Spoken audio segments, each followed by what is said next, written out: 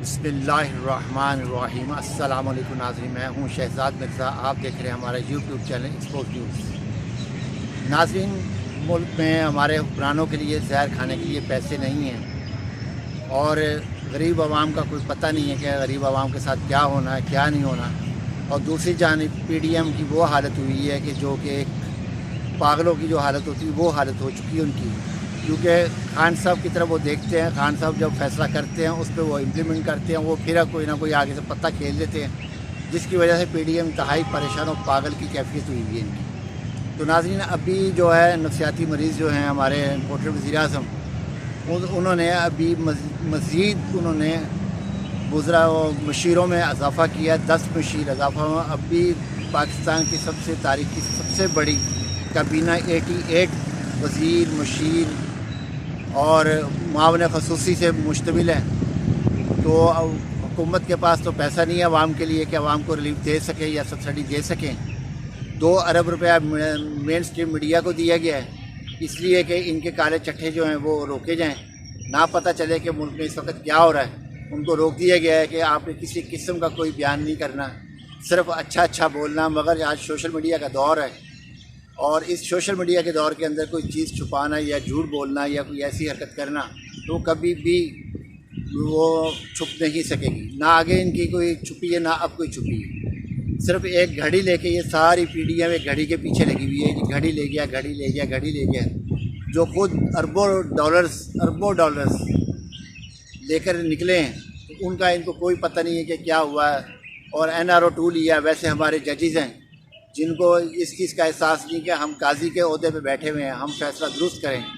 मगर क्योंकि वो भी, उनके पास भी शायद इनकी वीडियोज़ हैं, तो वो भी इनके हाथों से ब्लैकमेल हो रहे हैं। पहली दफ़ा देखा है कि किसी मुल्क की अदलिया अपोजिशन हुकूमत के हाथ से ब्लैकमेल हो रही है, वरना तो आज तक हम देखा है कि अदलिया ने हमेशा अपना वज़न ऊपर रखा है।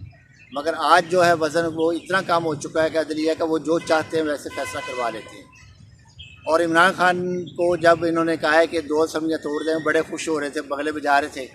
मगर अचानक खान साहब ने फैसला किया है कि मैं 2 असम्बलियाँ नहीं तोड़ूंगा, सिर्फ एक तोड़ूंगा, वो भी पंजाब असम्बली की हो सकता है या KPK की। अभी फैसला नहीं हुआ KPK का होगा या पंजाब असम्बली का होगा। ये फिर वो परेशान हो गया कि पता नहीं ये पंजाब असम्बली भी ये डिज़ोल्व करेंगे नहीं करेंगे, तहलील करेंगे नहीं करेंगे, कोई पता नहीं। तो नाज़रीन, इस वक्त जो हमारी जो हुकूमत है पीडीएम, वो मुकम्मल तौर पे पागल हो चुके हैं। इनको समझ में नहीं आ रहा कि हम करें तो करें क्या, जाएं तो जाएं कहाँ, किस तरीके से जाएं, कहाँ जाएं और किसको कहें। क्योंकि मौलाना फजल रहमान को तो इन्होंने खड्डे लाइन लगा दिया फेज़ 2 के अंदर। और जो मुफाहमत का बादशाह था आसिफ अली जरदारी, वो भी नाकाम हो चुका है। वो भी लाहौर आया, पैसा भी लिया, सब कुछ किया, उस पर भी वो उसको नाकामी हुई है। सोए एक इनकी नाकामी इनका मुकद्दर बन चुकी है। मरियम औरंगज़ेब हो या इनका रस्तू जो है नारोवाल का जो रस्तू है, ऐसर इकबाल हो या ख्वाजा आसिफ हो, जावेद लतीफ़ हो, कोई भी हो, मरियम औरंगज़ेब, मरियम नवाज शरीफ, कोई भी शख्स हो, सिर्फ उनको एक इमरान फोबिया हुआ है और घड़ी का फोबिया हुआ है। घड़ी लेके चला गया। भाई घड़ी उसने ली है तो उसकी अपनी थी। आपने BMW जो है घड़ी जो है BMW गाड़ी जो ली है वो कितने की ली है आपने, कितने करोड़ की गाड़ी थी और कितने हज़ार में ली है आप भी अपने गिरबान में झाँके, आप क्या करते फिर रहे हैं। जब आप इक़्तिदार में थे आपने क्या किया, परवेज़ मुशर्रफ इक़्तिदार में थे, उन्होंने क्या किया है। शौकत अजीज़ जो थे उस वक़्त वज़ीर-ए-आज़म थे, उन्होंने क्या किया है। सदर रफ़ीक तारड़ जो अपने आप को बड़े हाजी और नमाजी और शरई कहते थे, उन्होंने क्या किया है। वो तो जस्टिस भी रह चुके थे ना, उन्होंने क्या किया है। किसी एक शख्स ने कोई ऐसी की है कि जो कि तोशा खाना के मुताबिक, कवानीन के मुताबिक इन्होंने कोई चीज़ ली हो, सिवाय इस चीज़ का कि इन्होंने एक चीज़ ली है कि सिर्फ इमरान खान की घड़ी, वो घड़ी इनके लिए अजाब बनी हुई है और दिन रात इनको घड़ी याद आ रही है। मरियम औरंगज़ेब हो, ऐसर इकबाल हो, कोई भी शख्स है, चाहे मौलाना फजल रहमान क्यों ना हो, जो इंतहाई गलीज़ ज़बान इस्तेमाल करता है। आलिम तो वो है नहीं है, पता नहीं क्या चीज़ है वो, ना तो वो इंसानियत तो है नहीं है, इंसान भी नहीं है वो।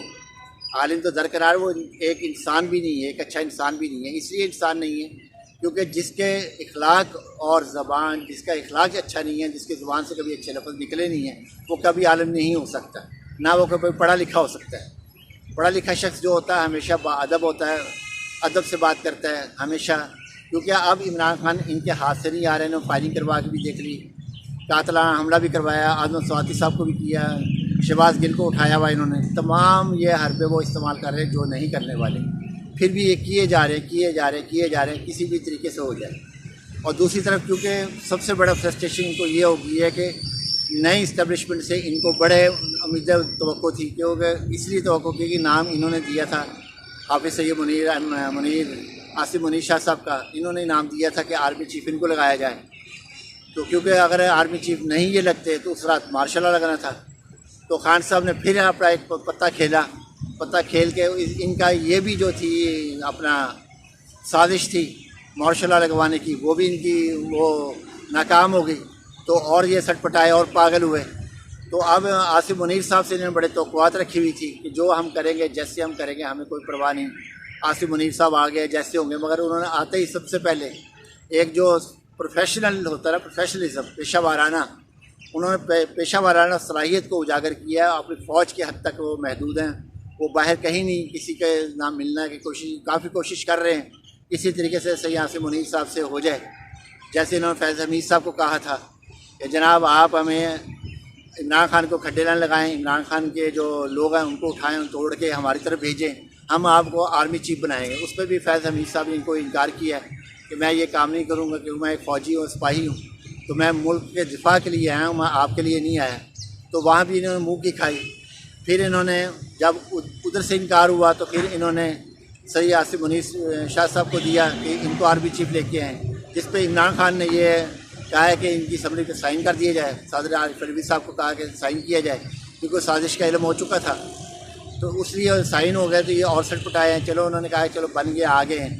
मगर आसिम मुनीर साहब ने आते ही सारा स्ट्रक्चर जो है वो चेंज करने की कोशिश कर रहे हैं। कुछ चेंज कर दिया, कुछ बाकी रह गया है। तो नाज़रीन, इस तरीके से इनके जो मामलात हैं वो बहुत ही गंभीर हो चुके हैं। मुल्क की मैशत बहुत ज़्यादा गिर चुकी हुई है, नीचे बहुत ज़्यादा गिर चुकी हुई है। 22 लाख आदमी बेरोज़गार हो चुके हैं इस वक्त मुल्क के अंदर, और ग्रोथ रेट बिल्कुल ख़त्म हो चुकी है। एक्सपोर्ट ख़त्म हो चुकी है। इंपोर्ट बंद होने से जो है हमारी फार्मास्यूटिकल कंपनीज़, बार बार आपको मैं हर वीडियो में, तकरीबन हर दूसरी एक वीडियो में बताता हूँ कि फार्मास्यूटिकल कंपनीज़ बंद हो रही हैं, जिसकी वजह से अद्वियात अदम दस्तियाबी है, और दस्तियाबी के साथ जो दस्तियाब है वो इंतहाई महंगी हो रही है, जो गरीब के पहुँच से बाहर है। तो नाज़रीन, इस सूरत हाल के अंदर इम्पोर्टेड हुकूमत आज भी ये कह रही है कि जी जो है मामला बड़े अच्छे चल रहे हैं, जबकि IMF ने वाज़ह तौर पे मना कर दिया इसाक डार को कि हमारे पास नहीं आना, जो कहा गया पहले उस पर अमल करो। अमल करते हैं। तो नाज़रीन, इस तरीके से पेट्रोल जो है 250 पे भी जाएगा। इस वक्त $75 फ़ी बैरल पेट्रोल है इस वक्त मार्केट के अंदर। बैनुल-अक़वामी मार्केट में पेट्रोलियम मसनूआत की जो कीमतें इंतहाई नीचे आई हुई हैं और दुनिया में नीचे आ रही हैं, सिवाय पाकिस्तान के अलावा पाकिस्तान में ऊपर जा रही है। अब ये रूस की तरफ जा रहे हैं। रूस ने भी इनकार ही किया हुआ है कि वो भी देने को लिए चले जाते हैं, दौरा करके आ जाते हैं। तो नाज़रीन, ना तो वज़ीर दाखिला को पाकिस्तान से कोई ताल्लुक़ है, ना वज़ीर ख़ारजा को कोई ताल्लुक़ है, ना वज़ीर आज़म को ताल्लुक़ है। ये इनका ताल्लुक़ था सिर्फ अपने केसेस ख़त्म करवाने, NRO 2 लेने आए थे, जो उसमें ये लेने में काफ़ी हद तक कामयाब हो चुके हैं और बड़ी बेहतरीन तरीके से कामयाब हुए हैं। NRO 2 लेने में अपने अरबों रुपए माफ़ करवा लिए हैं और उससे ये NRO 2 मिल गया। अदलिया से अपने केस ख़त्म करवा लिए हैं। जजेस को इन्होंने हर चीज़ से ममानत कर दी है। तो नाज़रीन, ये बड़ा एक हमारे लिए अलमी है कि हम इस वक्त क्या करें क्या ना करें। और मुल्क इस वक्त दिवालिया है, 100% दिवालिया के पास जा चुका है, 100 पॉइंट हो चुके हैं। कल जो अरब न्यूज़ ने दिए दिवालिया के हवाले से, अरब न्यूज़ ने जो खबर दी है वो दी है इन्होंने कि 79 और 80 के दरमियान पाकिस्तान डिफ़ॉल्ट के करीब पहुँच चुका है। ये अरब न्यूज़ की खबर है, ये कोई लोकल मीडिया नहीं है, ये बैनुल-अक़वामी मीडिया ने खबर दी है।